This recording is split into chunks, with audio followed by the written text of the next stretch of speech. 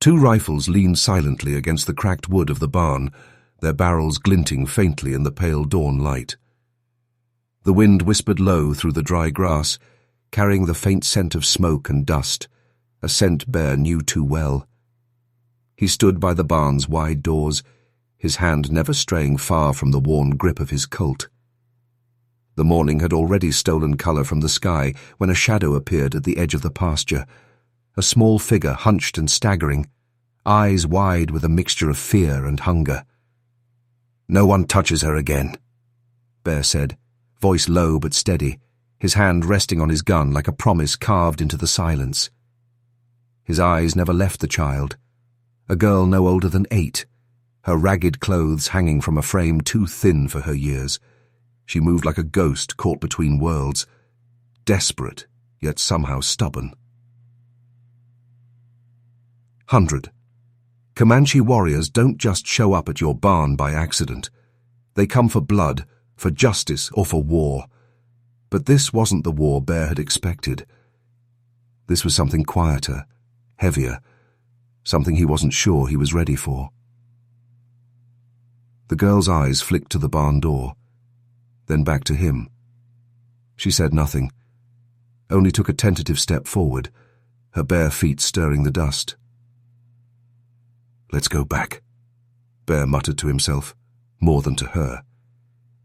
But his mind was already racing back through the years, to a time before the land was scorched by bullets and broken promises, before the world became a place where mercy was a risk, and kindness a dangerous gamble. The town of Dry Creek was little more than a dot on the map, a few wooden buildings standing stubborn against the wide emptiness of the prairie. Its streets were dusty veins, carved between saloons and general stores, where strangers were met with wary eyes and grudging hospitality. Bear had been here long before the first railroad pushed through, long before settlers had carved their seat, lames from the earth, and staked their lives on the promise of a better future. Bear wasn't a man of many words. His past was written in scars, in quiet deeds rather than stories told by the fire. He kept to himself, tending to his land and horses, the steady rhythm of ranch life a shield against the world's chaos. His neighbors thought him rough, maybe cold. But there was a reason Bear's gun hand was steady, and why no man in Dry Creek ever dared test him. The girl's presence pulled him back to a day 3 years before, when Bear had first heard the whispers, rumors of a child lost beyond the hills, a child no one dared search for. That day, the sun had been a harsh overseer, beating down on the cracked earth like a relentless judge. Bear had been riding the western fence line when he spotted the tracks. Small, hesitant, different from the usual wildlife. He'd followed them into a dry creek bed, where the girl lay half-hidden beneath a fallen tree branch. Her ribs pressed sharply against sunburned skin, eyes closing and opening like fragile doors. She was a silent echo of a world Bear had tried to forget, the world where treaties were broken as easily as promises, and where the innocent bore the heaviest weight. He'd lifted her without a word, feeling the prick of judgment from unseen eyes, the townsfolk who'd rather see her left to the vultures. But Bear's hand didn't waver. He'd carried her back to his barn, and something inside him had shifted, like the first tremor before an earthquake. Now, as the morning light crept over the ridge, Bear felt that same tremor stirring again. The girl moved closer, her steps unsteady but determined, as if she knew this barn was a sanctuary and a battleground all at once. Around them the prairie stretched endless and unforgiving, a place where survival was a silent battle fought beneath an indifferent sky. But inside this bar, Bear's silent vow hung heavy in the air. No one would touch her again. He glanced at the horizon, where the sun was just beginning to burn through the morning haze.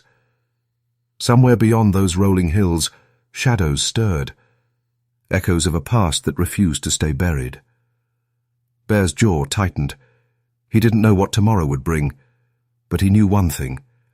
Protecting this girl would cost him everything. And yet, As he watched her fragile form against the harsh landscape, he realized that some things were worth the risk. The girl's lips parted slightly, and for a moment Bear caught a flicker of something fierce beneath the fear, a spark that refused to be snuffed out by hunger or pain. "No one touches her again," Bear repeated softly, more to steady himself than anyone else. The barn doors creaked on their hinges, and the wind carried the distant howl of a coyote, a lonely sound that seemed to mark the beginning of something neither of them could yet understand. But for now, the world held its breath, and Bear stood watch, a silent guardian against the coming storm. The sun climbed higher, baking the dry earth until it shimmered in the heat, casting long, wavering shadows across Dry Creek's dusty main street. Inside the town's modest saloon, whispers drifted through the stale air like smoke from the worn-out stove. Talk of the girl had already begun to stir, a ripple spreading faster than the afternoon wind. Bear sat alone at a corner table, fingers wrapped tightly around his chipped tin cup. The warmth of the whiskey did little to calm the chill settling in his gut. His eyes kept drifting to the barn beyond town, where the girl waited, fragile, hungry, and more trouble than any man around here was willing to claim. "Helping one of them?" The voice cut through the murmur, sharp and laced with contempt. Bear's jaw clenched as Sheriff Calloway's shadow stretched across the floor. "You hear what they say?" Calloway continued, stepping closer, eyes hard as flint. "A Comanche child like that ain't just lost. She's trouble, brings danger to your doorstep." Bear looked up slowly, meeting the sheriff's gaze. "She's a child," he said simply. "No different from any other."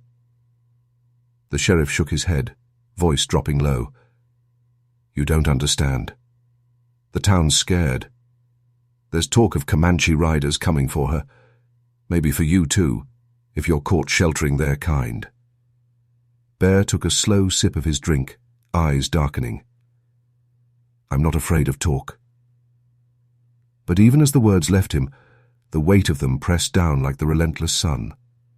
Bear knew the rumors weren't just idle fears. Dry Creek had its own history, a scar carved deep into its soil. Neighbors lost to raids, old grudges passed down like heirlooms, and a wary peace held together by fragile threads. That evening, Bear walked the wooden sidewalk, each step stirring dust and tension. Faces turned as he passed, eyes wary, some filled with suspicion, others with open hostility. At the general store, Mrs. Penrose whispered behind her counter, casting quick glances his way. "You're asking for trouble," she muttered. "Bringing that girl here. People don't forget." Bear nodded once, wordless, before continuing down the street. He had no answers for them, only the certainty that the girl needed him. Starvation had hollowed her out, but something in her gaze spoke of stories untold, of worlds tangled in pain and loss. Back at the barn, the girl sat by the fire, her small hands wrapped around a tin cup of thin broth Bear had managed to scrape together. She watched him carefully, eyes reflecting flickering flames, wary but trusting in a way that unsettled Bear more than he liked to admit. "You're safe here," he said quietly, voice rough but steady.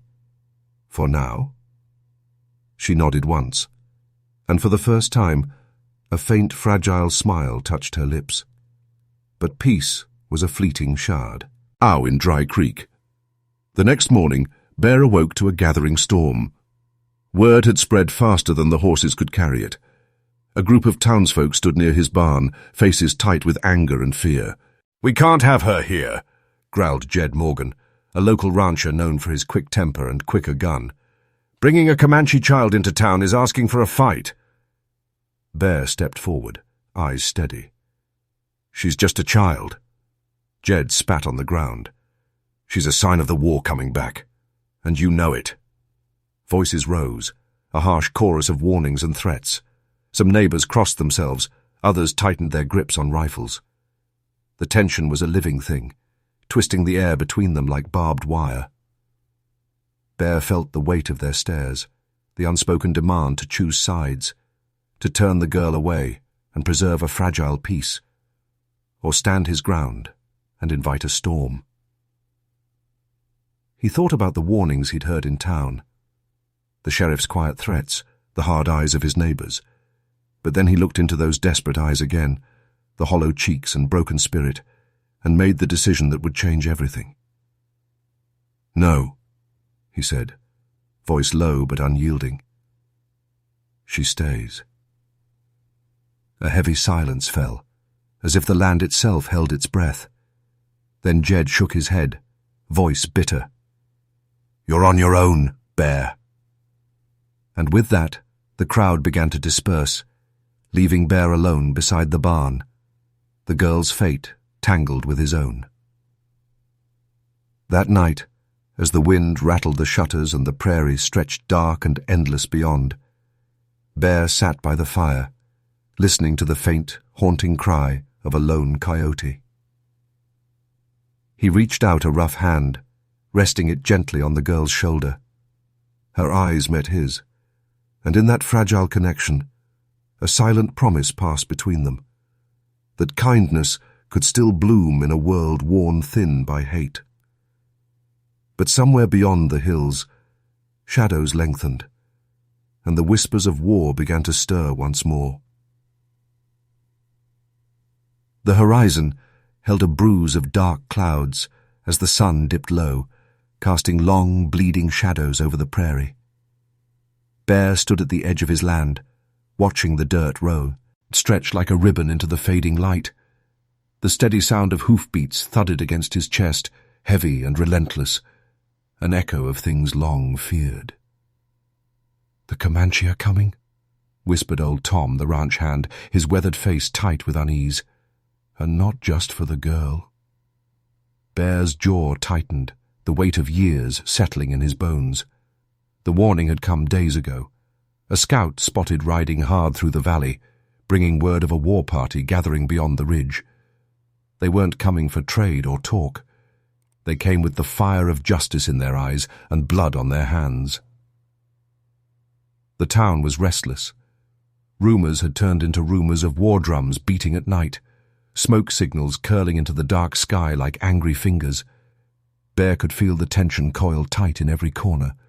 Neighbors shuttering windows, children hurried inside, guns cleaned and loaded with trembling hands. One evening Bear sat across from the girl by the fire, the flickering flames casting shadows that danced like ghosts. Her eyes, dark and deep, held a quiet sorrow that spoke louder than any words. She traced a line in the dirt with a stick, small fingers trembling. "They come for her," Bear said softly, voice thick with worry. "For what she is?" She looked up, lips parted as if to speak, but no words came. Instead, she reached out and placed a worn leather pouch in Bear's hand, a small bundle wrapped in faded cloth. Not just her, Bear thought, clutching the token close.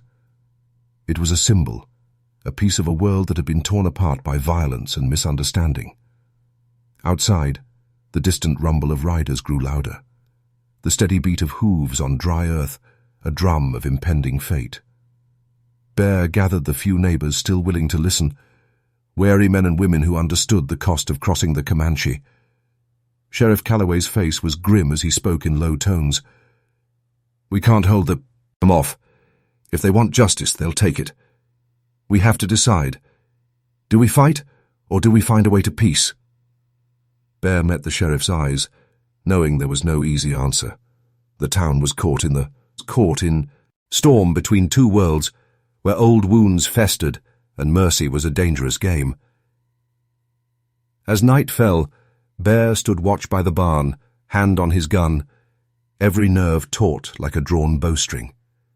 The moon carved pale silver lines across the land, and somewhere in the distance, the war drums began to beat.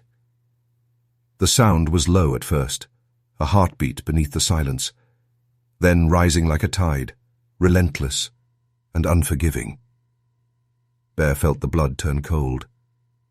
They weren't waiting for morning. The Comanche were coming tonight. The porch creaked behind him, and Bear turned to see the girl standing silently, her eyes reflecting the moonlight with an unspoken strength. She stepped closer, voice barely above a whisper. "They seek justice," she said, her words carrying the weight of a world Bear had only glimpsed in dreams. But justice is not always what it seems. The wind picked up, carrying the faint scent of sage and smoke. Bear nodded, gripping the leather pouch tighter. The night stretched endless, a quiet standoff on the edge of everything. The horses came first, shadows pooling into the barnyard, riders dismounting with practiced ease. Their faces were painted with the colors of their tribe, eyes sharp and wary. Bear met the gaze of the leader, a tall man with a scar cutting across his cheek like a wound from the past. No words were needed. The air between them spoke of pain, history, and a fragile hope hanging by a thread. For a long moment, they simply stood there, man and warrior, protector and seeker, caught in the quiet tension of a night that could end in blood or silence. The war drums faded into the night, leaving only the whisper of the wind and the unspoken promise of what was to come. The firelight flickered softly inside the barn, casting long shadows that wavered like restless spirits on the rough wooden walls. Bear sat close to the girl, their silence a fragile bridge between two worlds heavy with pain and unspoken histories. Outside the tension thickened, but here something different stirred, an ember of connection amid the quiet storm. The girl reached into her worn satchel and pulled out a small, faded bundle. She unwrapped it carefully, revealing a tiny, delicate leather pouch adorned with beadwork, colors muted by time but telling stories that words could never fully capture. Bear's fingers brushed the pouch, rough and calloused against the softness of the gift. She carries more than hunger, Bear thought, watching her eyes catch the firelight. She carries the weight of a world that's been torn apart. In the soft glow, she spoke for the first time, her voice a low murmur, thick with loss and hope. "This belonged to my mother," she said. "She told me, no matter the pain, kindness is the only way to survive." Bear swallowed hard, the weight of her words settling deep into his chest. It was a truth he had long buried beneath the dust and gun smoke of this land. The barn door creaked open quietly, and the Comanche leader stepped inside, his painted face unreadable in the dim light. The tension in the air was sharp, but so was a flicker of understanding. He laid a hand gently on the girl's shoulder, a silent blessing, a recognition of her strength and the fragile peace they all yearned for. "She is telling us," the leader said slowly, his voice calm but powerful, "that judging you for your kindness would make us no better than the soldiers who kill without asking questions first." Bear met the man's eyes and saw there a reflection of his own battle, the fight between fear and mercy, between history's cruelty and the hope of something new. Outside, the distant war drums had quieted, replaced by the subtle sounds of the night, the rustle of wind through sagebrush, the soft breathing of horses tethered nearby, and the steady bead says, "Tea of two hearts finding common ground." In that barn, under a sky heavy with stars and old wounds, Bear and the girl, the Comanche leader, and the silent watchers all became something more than their pasts. They became a fragile promise, that even in a land scorched by violence, kindness could still take root. The girl smiled again, small but genuine, and Bear felt the hard edges of his world soften, if only for a moment.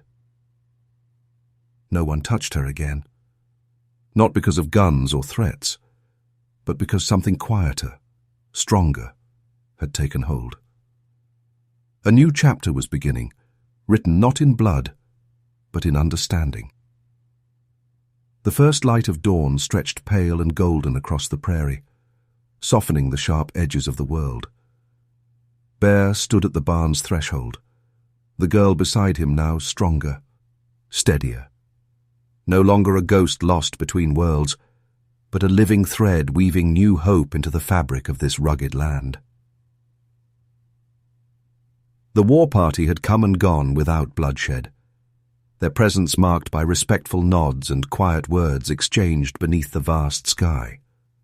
The Comanche leader, once a figure of looming threat, now stood as a reluctant ally, his eyes holding the weight of histories acknowledged and wounds beginning to heal. As the town slowly stirred to life, Bear noticed the change in the neighbors' gazes, not quite acceptance, but the first fragile steps beyond suspicion. Mrs. Penrose opened her store with a hesitant smile. Sheriff Calloway's eyes, though guarded, no longer carried outright accusation. The girl, whose name Bear had learned was Little Star, walked with a newfound lightness. Her fingers brushed over the leather pouch, the symbol of a past honored and a future claimed. She had become more than a child in need.